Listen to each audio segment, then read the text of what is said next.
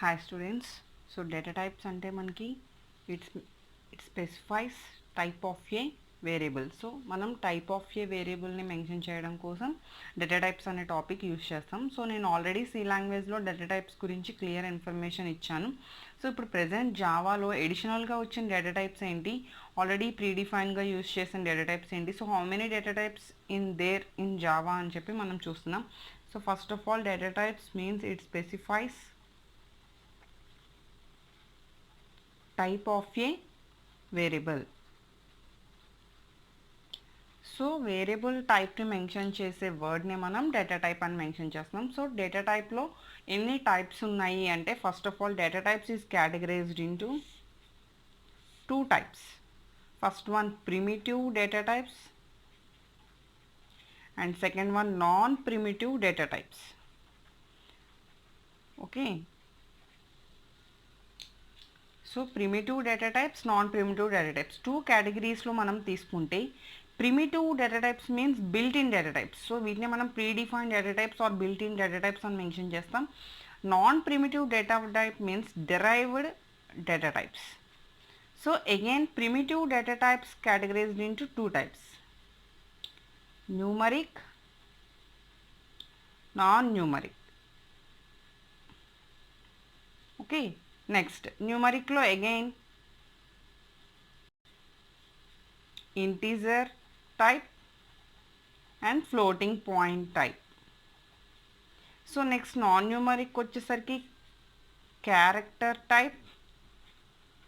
So next ఇక్కడ మనం న్యూగా చూసే డేటా టైప్ ఏంటి అంటే boolean type.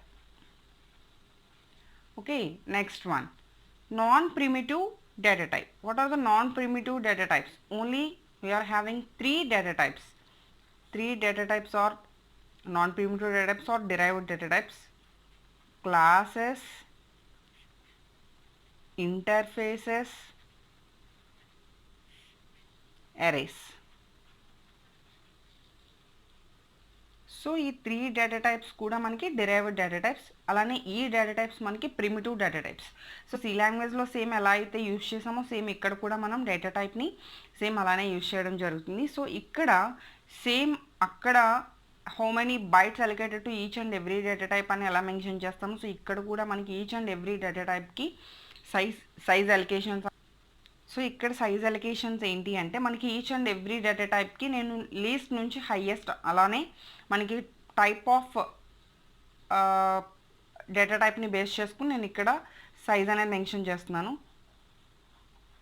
So first boolean data టైప్కి వచ్చి 1 బిట్ ఆక్యుపై అవుతుంది. It takes two values only, two values, that is true or false. So only ఈ టూ వాల్యూస్ మాత్రమే మనం యాక్సెస్ చేయడానికి బూలియన్ డేటా టైప్ యూజ్ చేస్తాం. సో అంటే ఒక వేరియబుల్ తీసుకుని ఆ వేరియబుల్లో మీరు ట్రూ స్టోర్ చేయాలన్నా లేదు ఫాల్స్ స్టోర్ చేయాలన్నా కూడా మీరు ఈ బూలియన్ డేటా టైప్లో వేరియబుల్ డిక్లరేషన్ చేయాలి. కాబట్టి ఓన్లీ టూ వాల్యూసే కాబట్టి దానికి మనకు 1 బిట్ ఆక్యుపేషన్ అనేది ఉంటుంది. సో నెక్స్ట్ వన్ వచ్చి char. It occupies 2 bytes of memory. Next one వచ్చి byte. It occupies 1 byte memory. Next one వచ్చి short. It occupies 2 bytes memory. Next one వచ్చి int. It occupies 4 bytes of memory. So comparatively C language మనకి కొన్ని changes అనేవి ఉన్నాయి. Next long 8 bytes of memory. అంటే next float 4 bytes of memory. Next double 8 bytes of memory. So total మనకి occupying sizes వచ్చి each and every data type ఒకసారి చూస్తే మనకి న్యూమరిక్లో ఇంటీజర్ డేటా టైప్లో బైట్, షార్ట్, ఇంట్, లాంగ్. సో టోటల్ ఈ 4కి 1 2 4 8 bytes ఆక్యుపైయింగ్ మనం తీసుకున్నాం. నెక్స్ట్ ఫ్లోటింగ్కి వచ్చేసరికి 2, ఫ్లోట్లో 4 bytes, షార్ట్, లాంగ్ అయితే డబుల్ 8 bytes. నెక్స్ట్ క్యారెక్టర్కి వచ్చేసరికి it occupies only 2 bytes. Next boolean వచ్చేసరికి 1 bit. సో టోటల్ మనకి types of data types and occupying sizes ఇవి. సో నెక్స్ట్ క్యారెక్టర్కి మనకి ఇక్కడ 2 bytes ఆక్యుపైయింగ్ తీసుకున్నాం. బట్ సేమ్ క్యారెక్టర్కి మనం రిమైనింగ్ లాంగ్వేజెస్లో 1 byte ఆక్యుపైయింగ్ తీసుకున్నాం. సో ఎందుకు ఇక్కడ 2 bytes తీసుకున్నాం? జావాలో 2 bytes ఎందుకు ఆక్యుపైయింగ్ వచ్చింది అంటే because of Unicode system, because of Unicode system. So char data టైప్కి వచ్చేసరికి మనకి యూనికోడ్ సిస్టమ్ అనేది ఇక్కడ జావాలో అప్లికబుల్ చేయటం వల్ల మనం ఆ యూనికోడ్ సిస్టమ్ ద్వారా మనం క్యార్లో 2 bytes ఆఫ్ మెమొరీని ఆక్యుపై చేస్తున్నాం. ఎందుకు యూనికోడ్ సిస్టమ్ని ఇంట్రడ్యూస్ చేయడం జరిగింది అంటే బిఫోర్గా యూజ్ చేసే యాస్కీ సిస్టంలో వచ్చే ఇష్యూస్ నుంచి మనం రెక్టిఫికేషన్ కోసం యూనికోడ్ సిస్టమ్ని, అంటే ఇక్కడ క్యారెక్టర్స్ యొక్క కేసెస్ మీద మనకి అలానే లాంగ్ వాల్యూస్ మీద మనకి ప్రాబ్లమ్స్ వచ్చేటప్పుడు యాస్కీ వాల్యూస్లో కొంచెం ఇష్యూస్ రావడం వల్ల దాని నుంచి మనం ఏం చేసాము, రెక్టిఫికేషన్ కోసం యూనికోడ్ సిస్టమ్ని ఇంట్రడ్యూస్ చేసాం. సో యూనికోడ్ సిస్టమ్ని ఇంట్రడ్యూస్ చేయడం వల్ల బై డిఫాల్ట్ వాల్యూస్ అసైన్ అవుతాయి. సో అక్కడ మనం క్యారెక్టర్ డేటా టైప్కి 2 bytes మెమరీ అనేది ఆక్యుపేషన్కి ఇద్దాం. సో అంటే ఇక్కడ ఎప్పుడైనా మనకి ఇంటర్వ్యూస్లో ఎందుకు జావాలో క్యారెక్టర్కి 2 bytes అంటే by using unicode system, that's why you are using 2 bytes of memory for each character అని చెప్పి మనం చెప్పాలి. సో అలానే రిమైనింగ్ సైజెస్. సో నెక్స్ట్ వచ్చి ఎలా డేటా టైప్ని యూజ్ చేయాలి, అలానే ఎలా డిక్లేర్ చేయాలి అనేది ఇప్పుడు చూద్దాం మనం. సో జనరలీ సింటాక్స్ మనం ఎలా తీసుకుంటాం, variable declaration, data type space variable name equal to value. So value mention చేయాలి అంటే మనం వాల్యూని మెన్షన్ చేస్తాము, లేదు అంటే జస్ట్ నార్మల్గా డేటా టైప్ స్పేస్ వేరియబుల్ అని కూడా మనం మెన్షన్ చేయొచ్చు. సో ఇక్కడ డేటా టైప్లో మనం తీసుకునే డేటా టైప్ వచ్చి ఇంట్ డేటా టైప్ అయితే ఇంట్ స్పేస్ ఎక్స్ ఈక్వల్ టు 10. అదే ఫ్లోట్ డేటా టైప్ అయితే float space Y equal to some.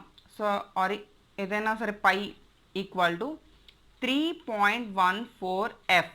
So ఇక్కడ మనం జావాలో ఫ్లోటింగ్ పాయింట్స్ ఏవైతే మెన్షన్ చేస్తామో దానికి ఎఫ్ అనే ఒక క్యారెక్టర్ని యాడ్ చేసి మనం మెన్షన్ చేయడం జరుగుతుంది. So it refers floating point. So next char డిక్లరేషన్కి వచ్చేసరికి జస్ట్ మనం వాల్యూ మెన్షన్ చేయకుండా క్యార్లో కూడా నార్మల్ వాల్యూని తీసుకోవచ్చు, క్యార్ ఏ. సో అంటే ఏ అనే ఒక వేరియబుల్ క్యారెక్టర్ డేటా టైప్కి అసైన్ చేసాం, బట్ ఇంకా అందులో మనం వాల్యూ ఏమీ అసైన్ చేయలేదు. సో వాల్యూని ఎట్ ఎ టైం డిక్లరేషన్లో అసైన్ చేయొచ్చు, అలానే మనం నార్మల్ ప్రాసెసింగ్లో కంపైలేషన్ టైం మనం రిమైనింగ్ ప్రోగ్రామ్లో ఎక్కడైనా కూడా మనం వాల్యూ అనేది యాడ్ చేయొచ్చు. సో ఇలా మనం ఏంటంటే ఈచ్ అండ్ ఎవ్రీ డేటా టైప్ని యూజ్ చేస్తూ వేరియబుల్స్ని డిక్లేర్ చేసుకోవడానికి మనం ఈ డేటా టైప్స్ అనేది యూజ్ చేస్తాం.